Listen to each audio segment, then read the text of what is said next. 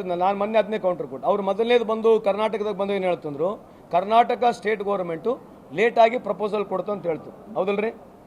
ಅದಕ್ಕೆ ಸಂಪೂರ್ಣವಾಗಿ ಸಮರ್ಪಕವಾಗಿ ಮುಖ್ಯಮಂತ್ರಿಗಳು ಉತ್ತರ ಕೊಟ್ಟಿದ್ದಾರೆ. ದಾಖಲಾತಿ ಸಮೇತ ಕೊಟ್ಟಿದ್ದೇವೆ. ಮುಖ್ಯಮಂತ್ರಿಗಳು ಹೋಗಿ ಅಮಿತ್ ಶಾ ಕೂಡ ಕಂಡು ಬಂದಿದ್ದಾರೆ. ಫೋಟೋಗಳಿದ್ದಾವೆ. ಮೆಮೊರಾಂಡಮ್ ಕೊಂಡಿರ್ತಕ್ಕಂಥ ದಾಖಲಾತಿ ತಮ್ಮ ಹತ್ರ ಇದೆ. ಅದರ ಜೊತೆಗೆ 3 ಸಚಿವರುಗಳು ಚಲವರಾಯ ಸ್ವಾಮಿ ಆಗಿರ್ಬೋದು, ಕೃಷ್ಣ ಬೈರೇಗೌಡರು ಆಗಿರ್ಬೋದು, ಪ್ರಿಯಾಂಕ್ ಖರ್ಗೆ ಅವರು ಆಗಿರ್ಬೋದು, 3 ಹೋಗಿ ಸತತವಾಗಿ ಕಂಡಿದ್ದಾರೆ. ಆಡಿಯನ್ಸ್ ಕೂಡ ಸಿಕ್ಕಲಿಲ್ಲ. They met only the concern secretary and came back.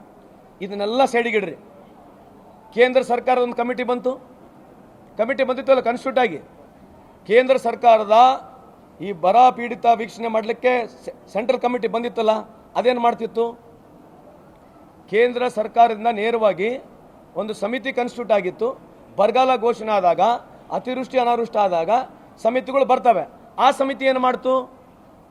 ಆಮೇಲೆ ನನಗೇನಂತಂದರೆ ಮೋದಿ ಸಾಹೇಬ್ರ ಮೇಲೆ ಭಾಳ ನಂಬಿಕೆ ಇದೆ. ಯಾಕೆಂದರೆ ಏನೇ ತುರ್ತುಗತಿಯಲ್ಲಿ ಮಾಡಬೇಕಂದ್ರೆ ಓವರ್ನೈಟ್ ಮಾಡ್ತಾರೆ ಅವರು. See so fast.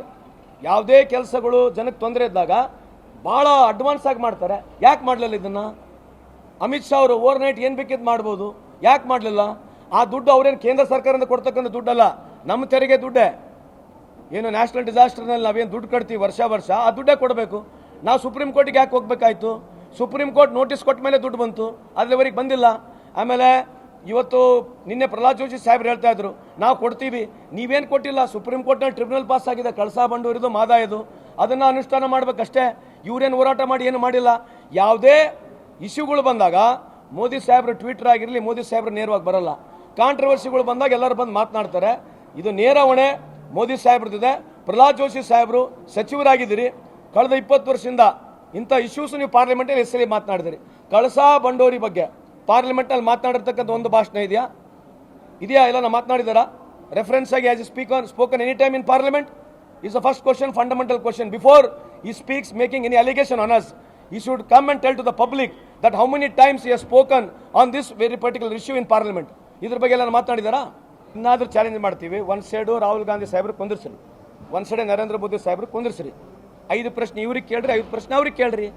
ಪ್ರಭುತ್ವ ಬಗ್ಗೆ ಮಾತನಾಡ್ತಾರಲ್ಲ, ಕೇಳ್ಬಿಡೋಣಲ್ಲ. ಯಾಕೆ? ಅದಕ್ಕೆ ಹೇಳಿದ್ದು ಮನಮೋಹನ್ ಸಿಂಗ್ ಅವರು 117 ಪ್ರೆಸ್ ಮೀಟ್ ಮಾಡಿದ್ರು. ಈ ಪ್ರಭುತ್ವದ ಬಗ್ಗೆನೇ ಒಂದು ಸ್ವಲ್ಪ ಇಡೀ ದೇಶಕ್ಕೆ ಗುರ್ತಾಗಬೇಕಾಗಿದ್ರೆ ನರೇಂದ್ರ ಮೋದಿ ಸಾಹೇಬರಿಗೆ ಒಂದು ಸರಿ ಬಂದು ನಿಮ್ಮ ಹತ್ರ ಚರ್ಚೆ ಮಾಡಿ ಕೇಳ್ರಿ. ಒಂದೇ ಸರಿ. ಅದು ಫಿಕ್ಸ್ಡ್ ಕ್ವಶನ್ಸ್ ಬೇಡ.